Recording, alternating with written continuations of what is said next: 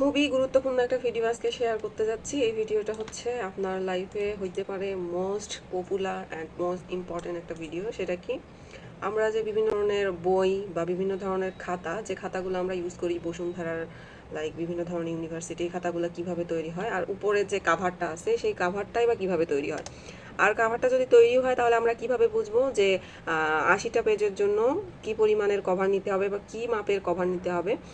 তো এটা দুইভাবে করা যায়। তো যেটা খুবই সহজ এবং ইজি প্রসেস এবং সঠিক প্রসেস, সেই প্রসেসটাই আমি দেখাবো।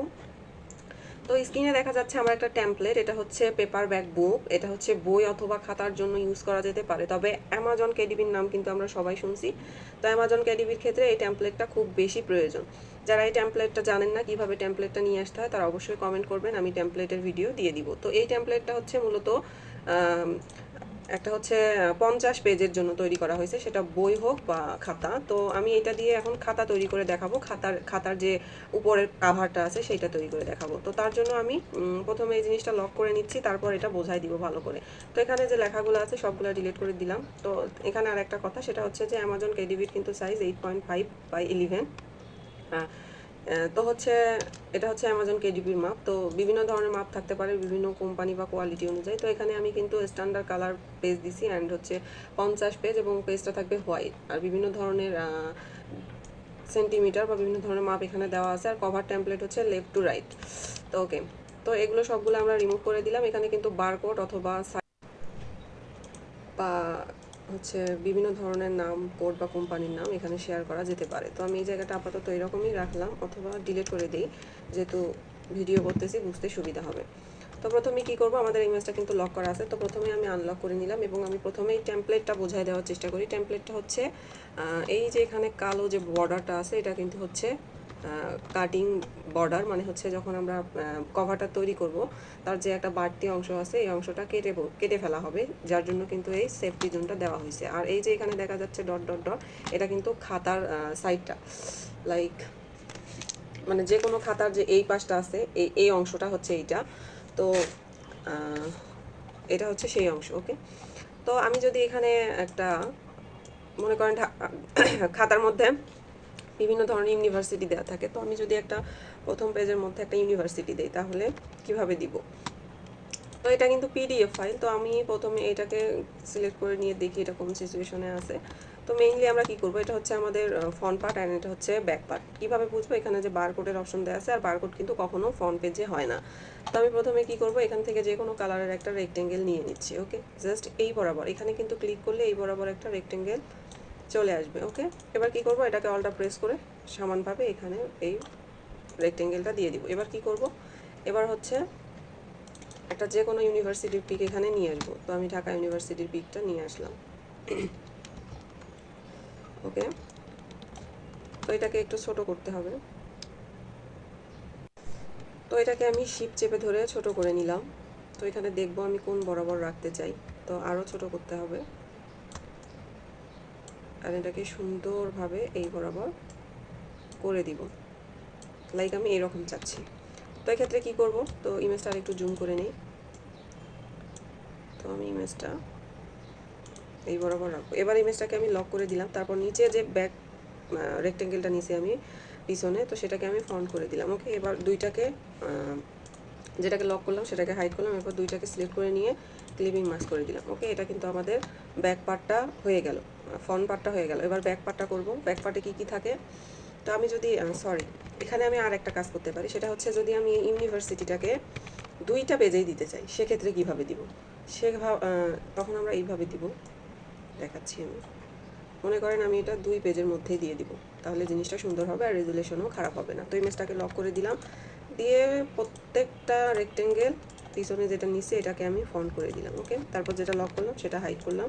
এরপর ধরে এটাকে কন্ট্রোল-C কন্ট্রোল-F করে দিলাম। ওকে, তারপর কন্ট্রোল-3 দিলাম। তার মানে কি হলো, আমার ইউনিভার্সিটির পিকচারটা কিন্তু কপি হলো, পেস্ট হলো এবং লক করা হলো। এবার আমি এই দুইটাকে ধরবো, শিপ আর প্রথমের যে ফ্রন্ট পার্টের রেক্টেঙ্গেল, এটাকে ধরে ক্লিপিং মাস্ক করে দিলাম, একটা হলো। এবার যেটা আমি লক করছিলাম সেটা আনলক করে নিলাম। নেওয়ার পর শিপ চেপে ধরে এই দুইটাকে সিলেক্ট করে আবার ক্লিপিং মাস্ক করে দিলাম। দেখেন, তাহলে ফ্রন্ট পার্ট ব্যাক পার্ট দুইটাতে কিন্তু এই জিনিসটা এসে গেল। এবার কি করব, এখানে নাম্বারিংয়ের পালা। তো এখানে আমরা টেক্সট বক্স নিব, নেওয়ার পর এখানে লিখব তো তারপর এখান থেকে দিব রোল, আর একটু কমায় নিচ্ছি আমি পিটিটা, এখানে থাকবে রোল। ওকে, দেন আর একটা টেক্সট বক্স নিয়ে এখানে লিখতেছি, আমি আলাদা আলাদা করে নিচ্ছি, চাইলে আপনি টেক্সট বক্স একসঙ্গে নিতে পারেন লেখাগুলো। তারপর কি থাকে, সাবজেক্ট, SUBJECT, সাবজেক্ট। তো এখানে দিয়ে দিব সাবজেক্ট। তারপর কি থাকে, ডিভিশন। ওকে ওকে, তারপর কি থাকে, এই পাশে কিন্তু এগুলো লাইন থাকে যেগুলোতে ডট ডট ডট দেওয়া থাকে। তো আমি পেন টুল দিয়ে জিনিসটা সুন্দর করে নিয়ে নিই।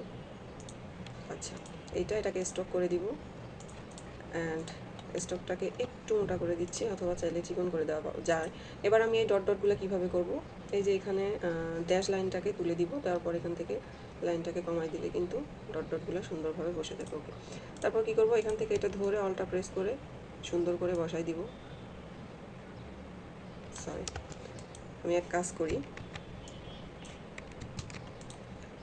এই দুইটাকে ধরে CTRL-G করে দিলাম, অ্যান্ড একটু ছোট করে দিচ্ছি।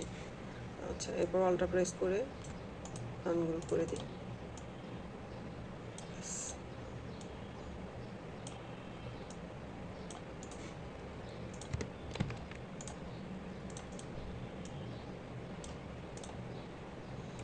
অ্যান্ড কী করবো, সবগুলোকে অ্যালাইন করার জন্য আমরা সবগুলোকে সিলেক্ট করে নিব, নেওয়ার পর এখান থেকে ভার্টিক্যালি অ্যালাইন করে দিব। তো এইগুলাকে কিন্তু এই যে এইভাবে সুন্দর করে সেট করে দিব। ওকে, এবার এই পাশে কী থাকে, এই পাশে বেসিক্যালি আমাদের যা ইচ্ছা তাই দিতে পারি। তো আমি যদি এখানে একটা রুটিন দিয়ে দিই তাহলে মনে হয় ভালো হবে। তো আমি এটা এরকম করে রাখলাম, তারপর এইটাতে হচ্ছে কালার দিয়ে দিব হোয়াইট অথবা গ্রিন, আমি হোয়াইটে দিয়ে দিচ্ছি। ওকে, তারপর এটাকে হচ্ছে আমি লক করে দিই। চাইলে এখানে কিন্তু স্টক কালার একটা ইউজ করা যেতেই পারে, তো এখানে একটা স্টক কালার দিয়ে দিই। ওকে, তো এখানে যদি আমি ক্লাস রুটিন লিখি, CLASS ক্লাস রুটিন,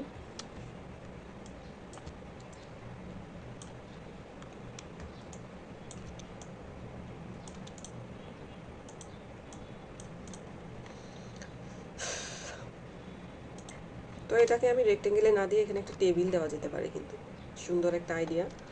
তো এখান থেকে একটা টেবিল কিন্তু সুন্দরভাবে দেওয়া যেতেই পারে। তো এখানে একটা টেবিল যদি আমি মেক করতে চাই তাহলে কি করব, টেবিল মেক করার ভিডিও কিন্তু আমি অলরেডি দিয়ে দিয়েছিলাম। তো তারপর এখান থেকে অবজেক্টে যাব, যাওয়ার পরে পাত থেকে স্প্লিট টু ইনটু গ্রিডে যাব, যাওয়ার পর এখান থেকে নাম্বার দিয়ে দিব কয়টা, লাইক 6টা 7টা, অ্যান্ড নাম্বার কয়টা দিব, নাম্বার মনে হয় লাগে না সম্ভবত, অথবা 2টা, এটা প্রিভিউ করে দেখবো যে কেমন আসতেছে। হ্যাঁ, এরকম থাকবে। তো তারপর কি করব, এখানে আমি স্যাটারডে সানডে মানডে সব কিছু লিখে নিব। তো আপনারা লিখে নেবেন, আমি জাস্ট প্রথম অক্ষরটা লিখতেছি।